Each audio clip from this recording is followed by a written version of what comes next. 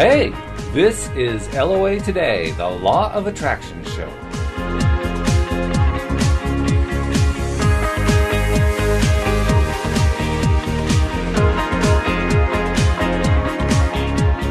Welcome to LOA Today. Walt Thiessen and Joel Elston here. January 7th, 2016. Happy New Year, everybody.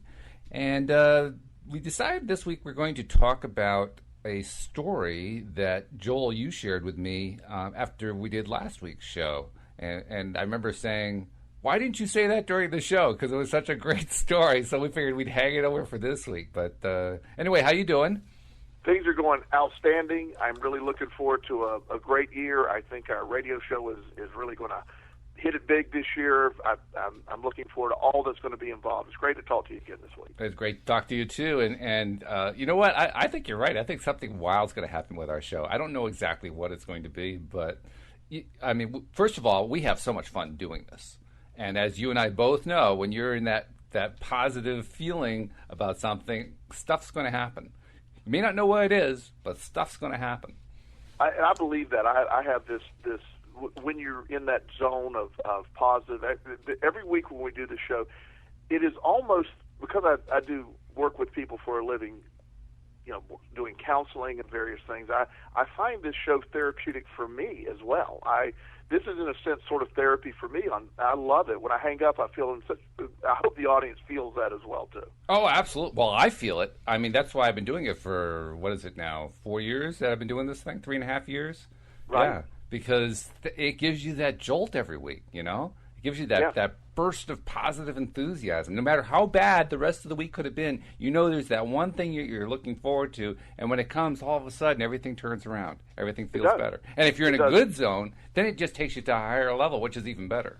Well, and that's where things, and that's sort of the whole message of our show in general, is when you can learn to live on this level. If life were, if we could find a way to live in this zone in life on a daily basis for the majority of the time, amazing things will continue to happen. That's sort of the lesson for everyone, is learning to live in that positive, and the appreciation and understanding of where we're at. It's such an amazing gift.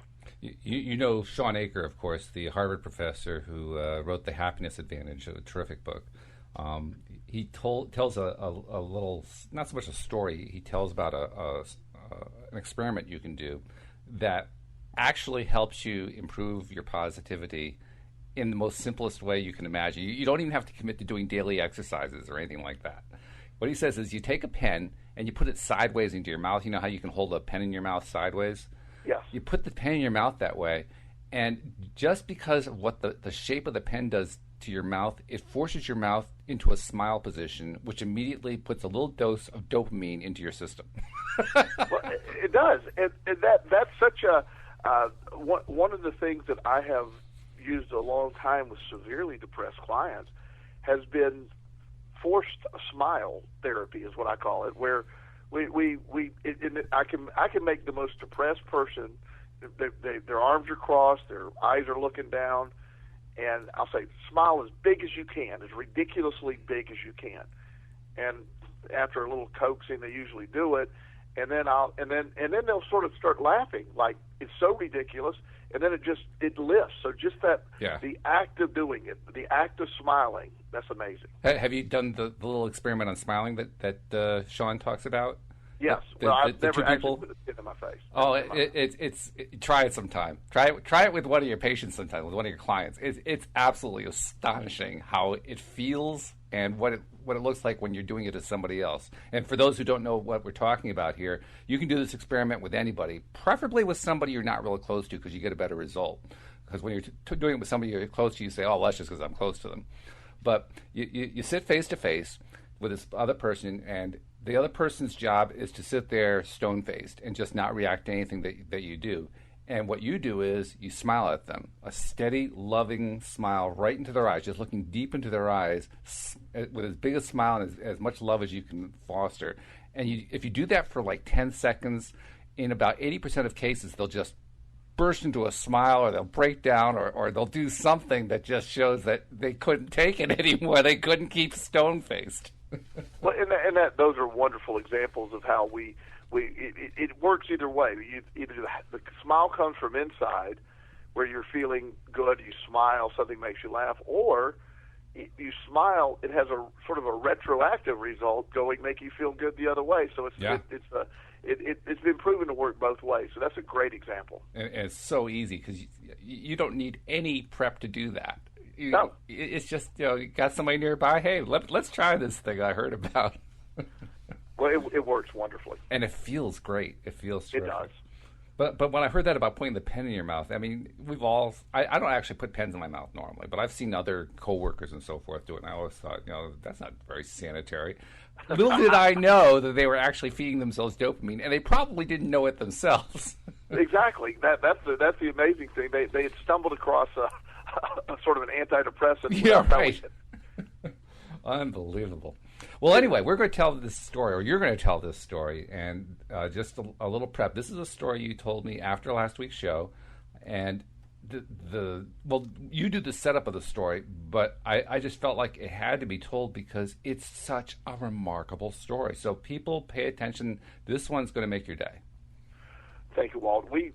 As you know, I'm a life coach, and I work with people mainly with addictions, life situations, depression. A lot of my people are looking for success. I use the law of attraction in my practice daily. It's sort of the underpinning of everything I believe. Whether I'm actually labeling that when I'm working with people or not, that's what I do. I'm also a big advocate for children in foster care. I've adopted 2 boys. My son TJ, my son Chris. They were both adopted from foster care, and I find kids homes. So I'm a big advocate for kids in foster care, and I know there's a lot of great foster care workers and a lot of great foster care homes, but there's probably many more that are not so great, and I don't think these kids get a really fair break. So one of the things that I do is I have let the local social workers know that I have 2 or 3 spots a week that I keep open to work with clients. I get referrals from social workers, and I'll work with some of their kids on if they have a particularly tough case or a kid seems to not be able to get something. The social worker will call me. I will meet with the kid, sometimes 4 or 5, 10 times, and I don't charge because they don't pay. Medicaid doesn't pay for this type of therapy, right? Which is really good because I have the freedom to do it because I don't have to follow any one set modality. And it's also great that you're willing to do it. I mean, there are many who wouldn't be, and that's fantastic that you do it at all. Yes. So and again, it's a passion of mine, and if you're saying, well, that's selfless, absolutely not. I get more out of it than the kids too. So. So the idea that I'm very selfish when I do it because it's amazing to see them when they get it. But the one young man that I'm talking about, that I'm trying to remember the exact start date, but it was probably 3 or 4 weeks before Christmas that I met with him, and he was an amazing young man, and we're going to call him Bob for the sake of this. That's certainly not his name. Sure. But I'm just using that name because it's easy to protects say. Privacy and so forth. Yeah. Exactly. So so I meet with Bob the first time, and he was pleasant, but he was expecting your traditional therapist, the same one that tell me about your childhood. How does that make you feel? He's been in foster care since he's been 8 years old. He's 14 now. His mother was a severe drug addict, and she went to prison. That's when he went into foster care. And then when she was in prison, she died. He doesn't know who his father is. So this kid is in the system, and he really, since he's been 8 years old, has been rudderless. So when we're sitting down, I said, okay, Bob, I said, what's your story? And he said, what do you mean? I go, just what's your story? And I ask it that way because I find it interesting in what they choose to respond with. Because usually what they choose to respond with is really what's foremost in their mind. So he says, well, I'm depressed, I'm oppositional defiant, I have ADHD, and he named one other thing. And I'm like, really? You believe that silliness? and he looked at me in a way of well, I've been told that. And as we were talking, he was explaining how he and he certainly wasn't making excuses. He behaved in an oppositional way. His study habits, it certainly looked like he had ADHD. And if your mother dies in prison when you're 8 years old, I think the fact that you're probably a little depressed would be a normal state of mind. Well, I would say that his therapist would have to be very proud because he did all the things they said he should do. Yes. So I started talking to him about the law of attraction and our inner dialogue and how we think and how he's been given these labels, and then he's behaving as the way he believes he should behave. Yeah. And he became very fascinated with this, and you and I have had a conversation multiple times about. In fact, you gave me some insight that I use with other people now. The younger the person, and I do think you need to be at least 13 or 14, but the younger the person, I think the more susceptible or willing they are to the concepts of the law of attraction. Yeah. And I'm finding that to be the case when I use this with the younger people. His inner dialogue is so incredibly negative, and it's been fed to him. It isn't one he developed. No. It is one, you're lazy, you're no good. You're going to you're going to just keep repeating what you're going to die in prison is what he thinks what he was thinking his outcome would be, just like his mom did. So he had a very negative inner dialogue and belief system. So when we were started talking, I always have a copy of my book, The Bench, a copy of The Secret, and a copy of The Teen Secret. It's the secret version for teenagers. Mm-hmm. But after talking to this kid, I determined I just gave him The Secret. I didn't give him the kid secret. He was a very mature kid mentally. And I had him read it, and he read it in a couple of days, and we talked again on the phone, then we met again. And he was like a sponge absorbing this. Wow. And he was asking me questions, and just a million questions about, we weren't talking about how depressed he was, we were talking about the law of attraction and how he was in control of his perspective, and his perspective eventually becomes his reality. And he tells me of the story. He said, after reading The Secret, he said, I was lying in bed, and I remember thinking, his words, quote unquote, how shitty his life was. Mm. And he's just laying there, and he said, no. He said, really, I got a lot going for me. I'm smart. I'm good looking. I have he created his own positive list. Wow. And he told me that he went to bed that night happier than he has ever remembered being in his life. Mm. That was mind-boggling, that after his understanding of it, he implemented it on that level in a perfect way. And he woke up the next morning, and he's like, I really am blessed. I have an opportunity to do something here. I am in control. So he goes to school, and again, this is a few days before the Christmas break, and he goes to school, and his teacher, who, the kid's been getting, D's and F's and barely getting through school, he goes up to his teacher, sticks his hand out, shakes her hand and says, I want to apologize for my behavior. I am no longer going to behave that way. I'm going to turn my life around, and I'm going to get going forward. I want to be different. I'm not going to be oppositional anymore. And, of course, the teacher's initial reaction was, okay, is there a camera here? Are you about to, play a practical joke? Alan Funt has got to be in the neighborhood. Exactly. And he asked it, and he went as far to say, can I be moved closer to the front? I need to get away from the kids in the back. Wow. So this was an incredible statement that he had made, and him and I met a few times, and I was meeting with him more frequently. I actually made time to meet with him because he was so into this process, and he was texting me and calling me with little discoveries as he was making them. So we were really going well, and I was just impressed at the rate that he was receiving it. Mm. So he went to his foster mom and basically told her, she's a good lady, but she's jaded by the system. She has 2 other foster care kids. She's been doing this for years. She sees the trend.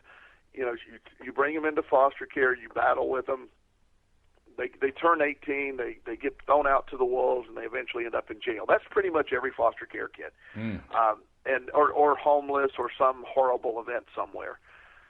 So she has not necessarily had a fresh view of foster care in a long time. The systems, that you get assigned. You have the foster care kids all have Medicaid, and it's a blessing. They have medical care, but most of the time they end up with substandard, in my opinion, substandard or subpar psychiatrists and psychologists and therapists that are used to the system too. So it's just this, they're stuck in this relentless circle that the world doesn't seem to know about. Well, this young man is... And by the way, isn't that a statement of the negative side of the law of attraction? Exactly. They're participating in it and they don't know it. Yep. Look, I worked with the foster mom, and I gave her The Secret and a copy of my book, and really actually started doing some work with her on the phone of trying to get her to understand what she was doing, what an incredible impact she could make on kids, and her perspective started to change. Wow. So she started telling me what she was seeing Bob in an entirely different manner. He became a different child in the house.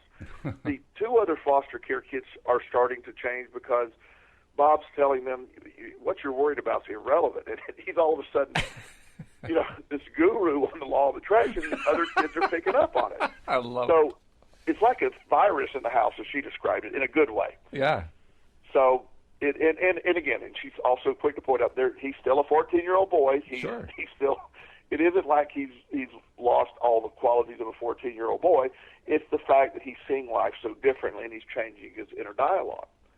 So, school was, right before school, he was going better. He was doing homework, stuff he never would do before, and is really putting some great effort in. Well, he then decided that he needed an appointment with his psychiatrist, and he wanted to go over his medications. Man. So she's like, well, you're not scheduled for your psychiatrist for another 2 months, and he's like, and so she called and got him in over Christmas break and the first week of Christmas break. Well, he walks into a psychiatrist's office, and he said, I am not ADHD. I may be ADHD, but I've never been tested. I am certainly no longer oppositional defiant. I am not going to be depressed anymore. I've made up my mind about that. My situation is actually exciting.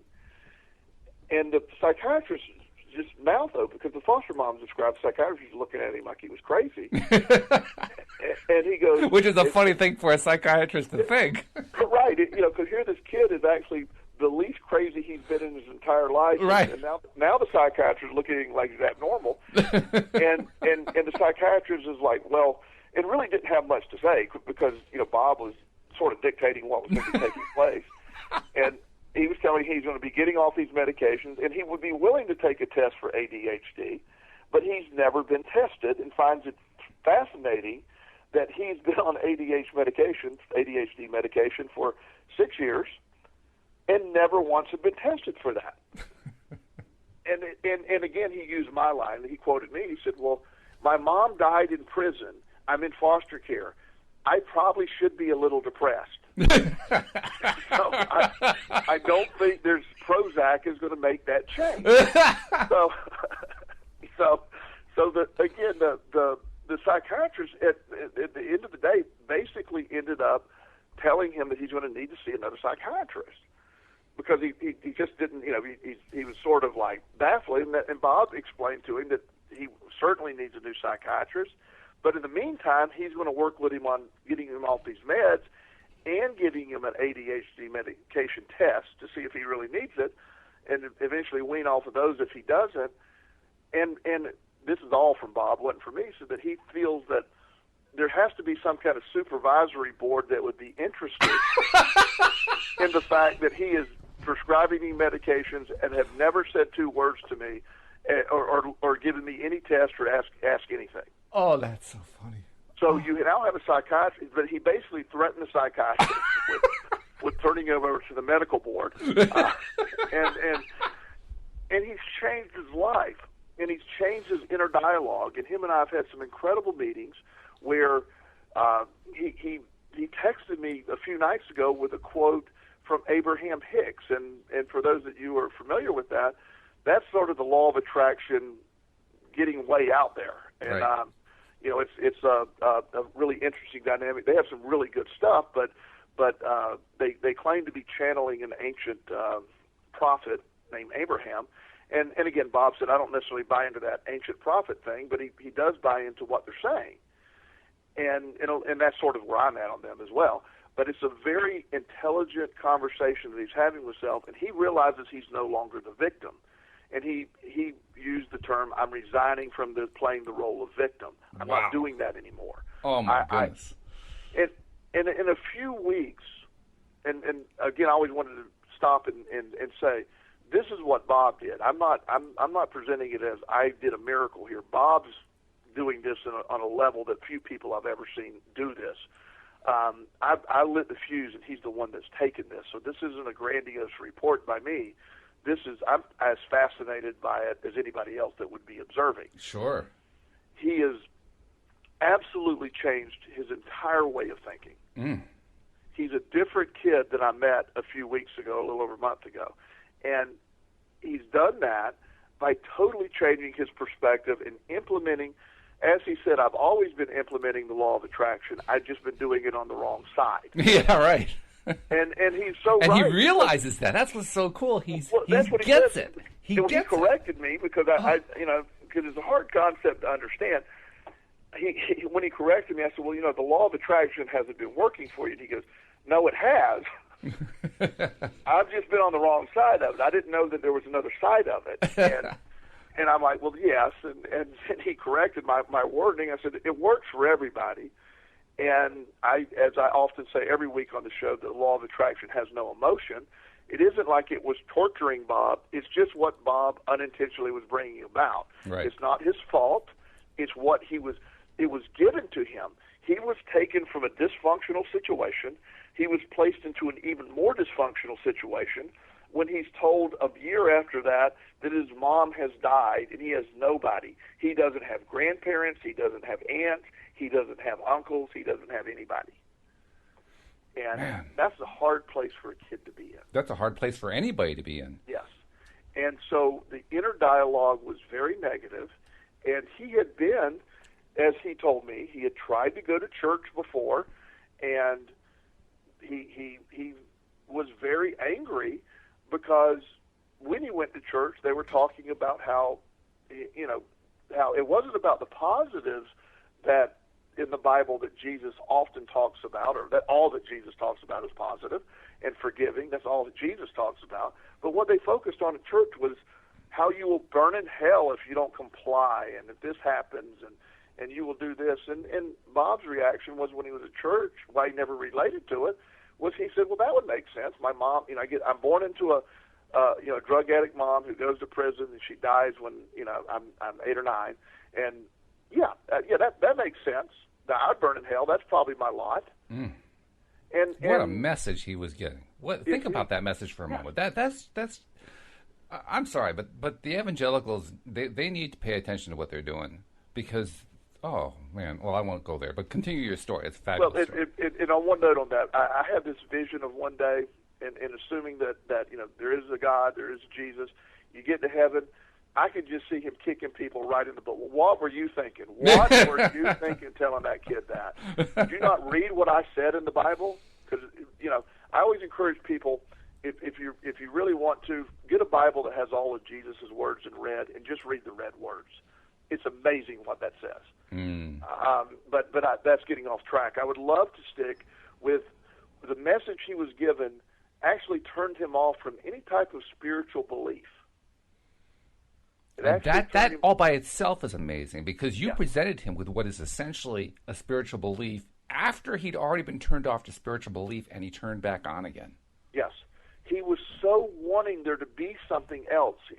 I describe in my speeches or in my book even where I spent a lot of years of my life looking for something. I knew it was out there. I was brought up in a Southern Baptist home, really good people. This isn't judging, but it never felt right. Mm. It never felt like, not necessarily about the forgiveness of all of what they were talking about, but it felt so punitive. It felt so incredibly I said, really? I mean, you could be born into the wrong house or religion and you're going to burn in hell? That's hard to fathom. You know, it seems so illogical. And then when you get to a place where, wait a minute, we bring about what we think about. We are what we focus on. There is something there. The law of attraction is much more like gravity than it is a religion. Although it does have a religious basis, too, because even within Christianity, the whole idea of sowing and reaping is the law of attraction. Completely. Jesus speaks, if you have the faith of a mustard seed, you can move a mountain. He talks about that. And this is exactly where we're going. But with this young man, he was searching for some type of, I believe we all need a spiritual base. To be fulfilled, I think we have a need to feel something, a connection on a spiritual base, especially when you're so alone. This young man, Bob, is all by himself. Mm. And he's in desperate need of stuff. So what they're going to do, what they are doing, is what he is doing. He's now taking control. He's studying the law of attraction at a feverish pace. He's seeing.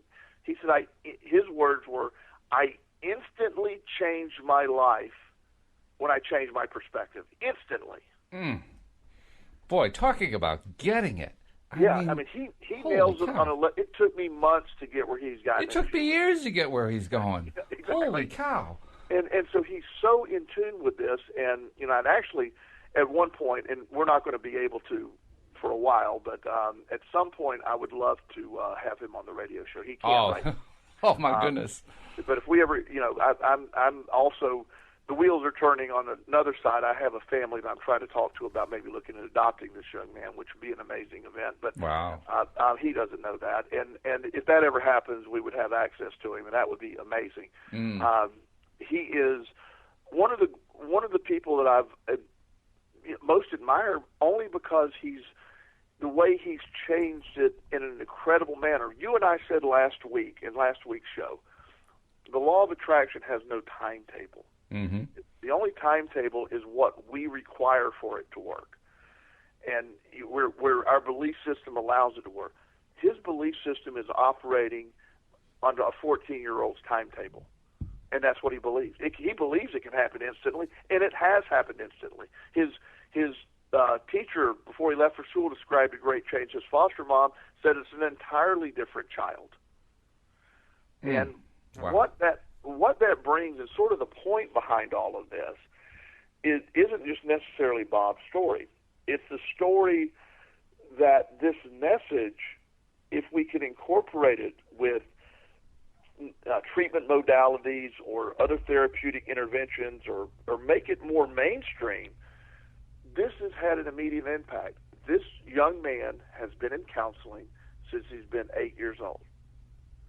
And no one has made any progress with him until he discovers the law of attraction. Slash positive psychology. I know positive psychology sort of tries to separate themselves from law of attraction a lot of times, but it's very connected. Sure. And it's a place for him where he now has an entire set of goals that are much different than before. He didn't care before. He now tells me that he's seen Sean Acor's video, the one that everybody loves, like you're talking about, and he understands Harvard has a wonderful positive psychology degree now, and that's where he wants to go to school. Wow. And this is a foster care kid that had nowhere to go, and I assured him. Well, not only did he have nowhere to go, he believed that everything was going to work out badly for him. Yes. And holy cow. I told him that if he gets his grades up, I can assure him we'll figure it out, but he'll go to Harvard. And as I said before to him, that Harvard will, when they hear the story and see the change, they're going to be like, there'll be a fight between which Ivy League school wants him actually. Yeah. Who wants this? Who wouldn't want this young man there? And it goes to show the power of, for our listening audience that may be struggling, or they know people that's struggling. The law of attraction has the ability to change things not 2 weeks from now, right now. And it simply requires you to change the mindset and your perspective to a positive way of thinking right now. And in fact, that's one of the things you mentioned. Abraham Hicks, who he did some research on. Abraham Hicks, among the many gurus of LOA out there, teaches the idea that the reason stuff doesn't show up instantly is because of resistance that we put up. Yes. The other teachers don't really explain that resistance really well, but I think Abraham and Hicks does a nice job with it, because essentially what they say is the resistance is our emotional reaction to what it is that we're trying to attract. So if we're trying to attract something and then we immediately start to doubt it or to not feel good about, oh, it could work out the wrong way and so forth, that's resistance. Yes.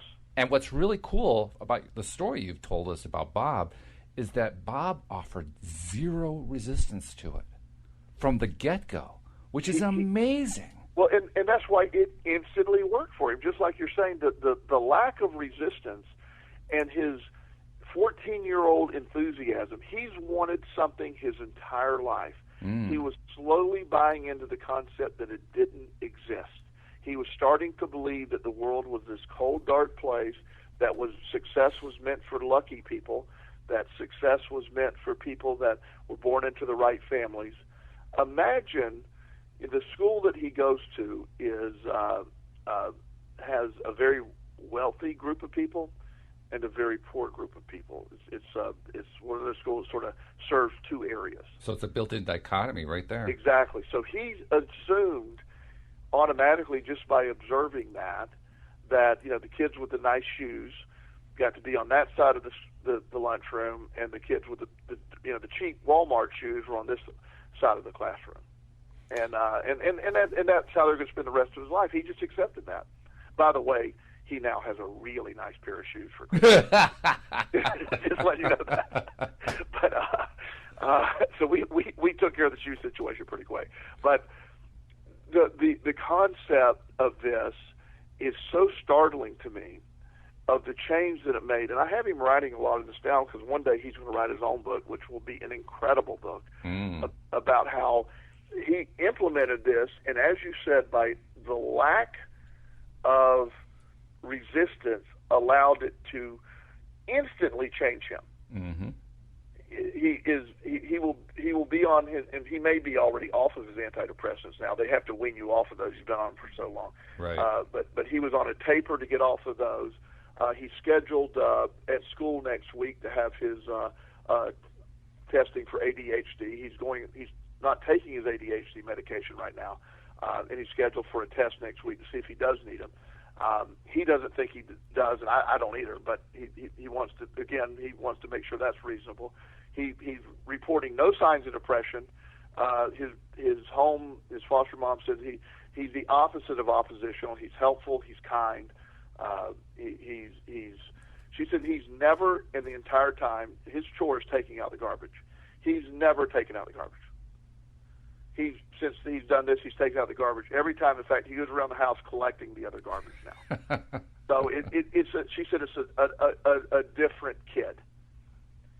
And, fantastic. And it's done because he saw it, accepted it, believed it, and put up no resistance. And so it happened instantly for him. The law of attraction isn't filtering, saying, okay, well, we're going to wait for this time limit. It can happen immediately. And and he asked me earlier. He said, well, he needed help in finding a therapist. He told us the traditional therapist he was seeing that what he was understanding and believing, and she, of course, is like, well, that's not what I do. And he's like, well, I need a new therapist, and it's going to be really hard. His therapist. I love that. He fired his therapist. He fired a psychiatrist and therapist, by the way. Oh, both of them. Both of them. Yeah, two different people. He's fired both of them now. And even though the psychiatrist he had is still helping him wean, but we have another psychiatrist that's going to be taking over that is supporting the no medication theory. Wow. And he's going to be monitored to make sure there isn't going to be any danger for lack of medication or anything. But sure. One of the things that I find interesting that we've talked about off air is I have been working in helping foster care kids for many years. I've adopted 2 boys from foster care kids. I've had therapeutic foster kids in my house. I have found 33 kids' homes over the years from foster care. The reason I say all that, I never met one foster care child that did not have at least 3 medications.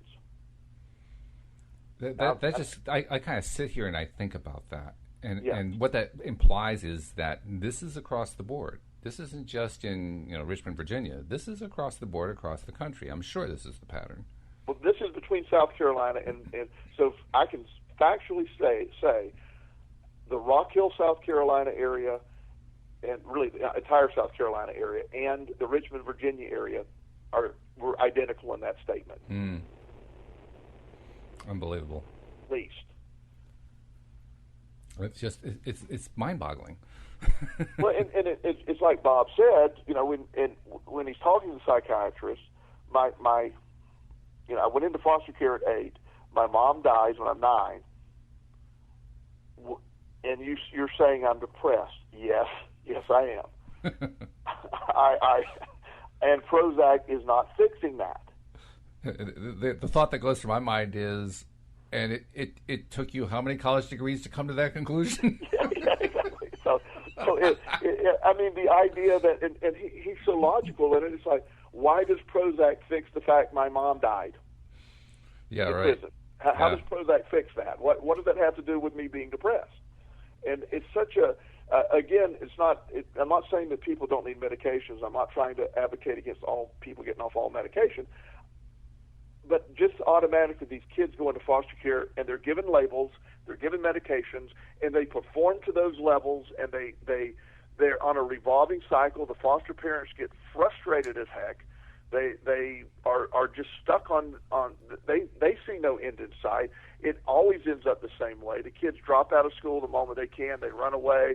They end up in jail. It's just horrible. And it's a really important point, because just by observing the fact that this is systemic, and I'm certain it is, I feel it in my gut, this is systemic across the board, across the country, probably around the world too. And because it's so systemic, it means that there are huge numbers of kids being adversely affected by a system that basically is just doing it by the numbers. They don't. It would be hard for any of them, the people involved anymore, to really care, because they just keep seeing the bad results over and over again. So they're being reinforced with the idea that these kids are going to go nowhere. And here we have the story of a kid who turned it around. How he turned it around, he did it through basically applying a philosophy that you and I talk about, the law of attraction, and making that philosophy a real part of his life, and bam, all of a sudden changes happen all over the place. That, to me, is a wonderful opportunity. It means that the entire therapeutic industry can, if they choose, sit up, take notice, and say, wow, we ought to be exploring this on a much wider scale than has been done so far. And at least incorporating portions of it where or one of the things that I'm trying to take to the table, next Thursday I'm beginning some training of some foster care parents. I'm going to be implementing this, whether it's allowed or not. I'm going to slip it in there. And it needs to be heard, because it's helped the family. I've worked with the mom of the foster mom of Bob. It's helped the other kids. It's helped the little orbit that we're dealing with right now. The cost of foster care is very expensive every year. I don't remember, one time it was around $33,000 per kid is what I estimated the cost of every kid in foster care was. Yeah, that's a lot. That's a lot. And then the cost of prison per year is somewhere in that same range. Mm-hmm. It's something like $32,000 a year, the cost of people in prison. Well, these kids go from foster care and eventually into prison.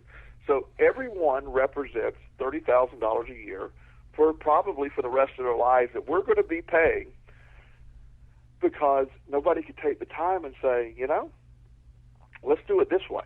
Let's try to change it. I'm willing to go out on a limb here. And by no means am I saying Bob's a perfect young man.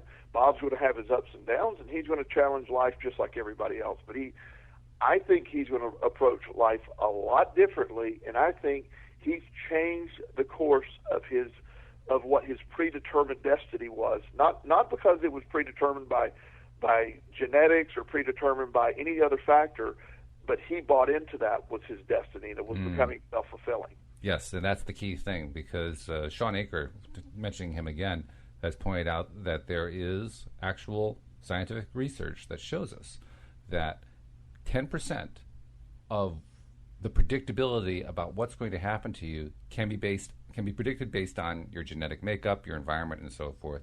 The other 90%, if you want to predict the other 90% with accuracy and have a high level of accuracy in your prediction about what's going to happen with somebody, you have to look at their internal dialogue with themselves. Yes. Because that's where it all happens. And that's not woo-woo. That's actual science. Science has proven that to be true. So to me, this is a wonderful opportunity. This is a fantastic opportunity. Yes, right now the current pattern is, huge numbers of people are following the lemmings over the cliff. But we now know that doesn't have to happen anymore.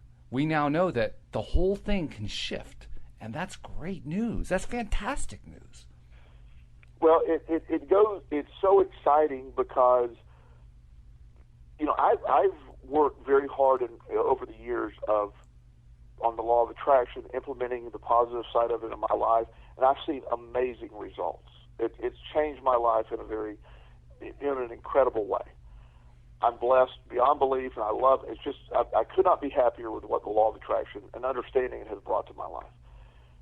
To see what this young man did at a rate that I could only dream of, and to make immediate changes, it indicates that if we took this into the school system or developed, I mentioned earlier that I think our radio show is really on the brink of going somewhere this year, and really some great things are going to happen. Mm. And one of the advantage, however it goes, there's no way of predicting how that looks. But I think that I want to develop programs eventually for kids, yes, where we could take this message to them and help them change. And use the key word that Sean was talking about. Do an audit of your inner dialogue all day. I have my clients audit their inner dialogue multiple times a day. It's educational to do that. It really is. You learn a lot just by doing it the first time. Yes, and once you realize that when you're anticipating, when you've accepted, well, that's just my luck. Of course, that's going to happen. And what seem to be subtle, no big deal thoughts are often very negative and self-defeating thoughts. Mm-hmm.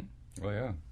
And this is such a huge awakening that that we are starting to see it. And when you see it implemented on someone who has zero resistance and 100% buy-in, to watch an entirely different kid emerge is a testament to what the power of this understanding of the law of attraction and the power of our own thoughts.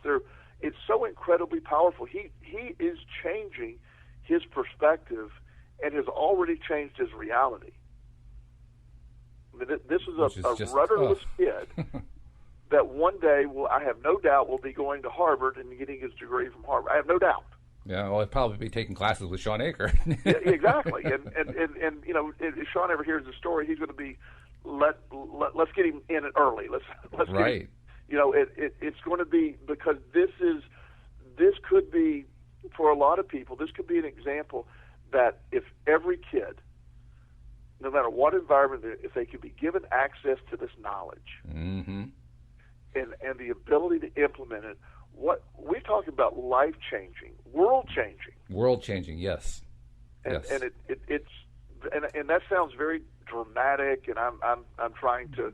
Well, it is dramatic. I mean, let's not pull punches here. It's dramatic, yeah, and it's a good thing to be dramatic that way, because that's great. That's the best kind of drama. It's drama that ends up with a good result.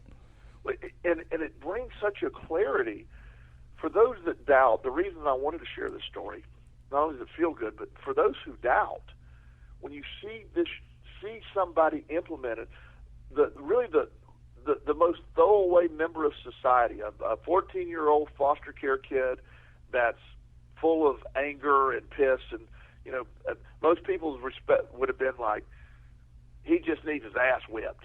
Mm. That's what most people's response. A lot of people would say that, yeah. Yeah, he needs a good ass whipping. No, Life's whipped his ass enough, and what he needed was an understanding that he no longer has to allow that to happen. Mm. Yeah. And that awakening has changed him for the better, and he'll never be the same. I don't know where he goes with this, but he'll never be the same. And this is after just a little bit of time. And we don't know, like you say, where his life is going to go. What we do know is because of this transition, he's not likely to go back to the dark side. That would be really, really shocking if that were to happen. No. And so because he's going to stay on the light side, his life is going to be remarkable. He's going to produce some stuff that, it reminds me of the line from the movie that came out last year called The Imitation Game, the story of Alan Turing, who helped develop the first computer, beat the Enigma encoding device from World War II, and helped defeat the Nazis. Yes. The statement that Turing makes that they actually incorporate into the dialogue of the movie a number of different times resonates in my mind as we're talking about Bob. And that statement is this: sometimes it's the very people that no one ever expects anything of that are the only ones who can do the things that no one ever expects anything. Yes. I mean, that pretty much sums it up. Here we have a kid who is, like you said, he was the throwaway kid. He's the one that society was disposing of. And he's going to be the one, I just feel it in my bones, who's going to do something that blows everybody away with how great it is. He comes with so much credibility because his lack of credibility, in a sense, creates so much credibility. I know that sounds crazy, but he has nothing. It's zero. He has no agenda. It's simply, this happened. It changed my life. There's people that have witnessed my life change. When people hear the story, when people are complaining about the stuff they complain about, and you look at what this kid's been through, you get really humbled pretty quick. Mm-hmm. And it really does change that. One of the things that I saw happen in my boy's life is after I had both boys adopted for a while. This was an amazing thing. It reminds me sort of what we're talking about here.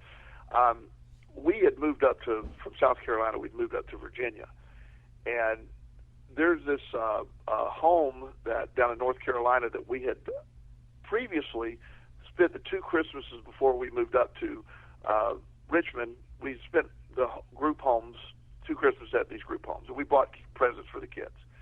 Well, that Christmas that we moved up to Virginia, I called down there and said, "We're in Virginia. We don't have any way to get down there this year, but we're going to send presents." And the lady very nicely said, "Thank goodness we don't have any kids this Christmas. It's a blessed Christmas." And that was amazing. However, Christmas Eve night, I get a call. Now, we're in Virginia, by the way, at that point, and they're right outside of Raleigh. And I get a call from this lady, and she was desperate. She said, "We had just got an emergency admission. We have this family of 3 kids. They're 7, 8, and 10. Horrible situation. Mom had shot the father on Christmas Eve. Mom's in jail. Dad's maybe going to die. And the kids are here, and we don't have anything." I said, I said, "We'll be down there." And this was Christmas Eve. Told the boys we're getting up at 4 in the morning. We'll make up something. So I asked the boys. I said, "I will replace whatever you get, but let's open your presents now." It's like 4 in the morning. "Let's open your presents now, and I want you to pick a present each, and then I'll get some. We'll do that, and we'll take these kids' presents, and I'll replace whatever you get. Don't worry about that." Well, my son Chris had a remote control car that he was going to get, which is very kind. And both boys that year got an Xbox 360. And TJ handed me that. And took it. I mean, I looked at him and I go, "Wow." What that meant was, you got to realize TJ at the time was probably 13. 13-year-old boy, Xbox 360. There's nothing more to give up than that back in the day. Right. For him to hand that over, he saw the value of that way of thinking, that way of giving. His heart had changed. Bob's heart has changed, and you see these things.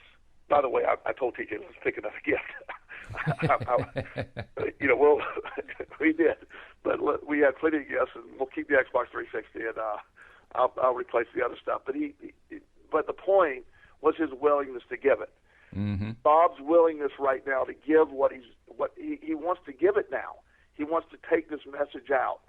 I want this message to get out because it is affecting people, not just Bob, but for every Bob, there's I think there's somewhere around 300,000 kids, if I remember correctly, that are in foster care around the country that are looking for homes right now. Wow, that's just heartbreaking.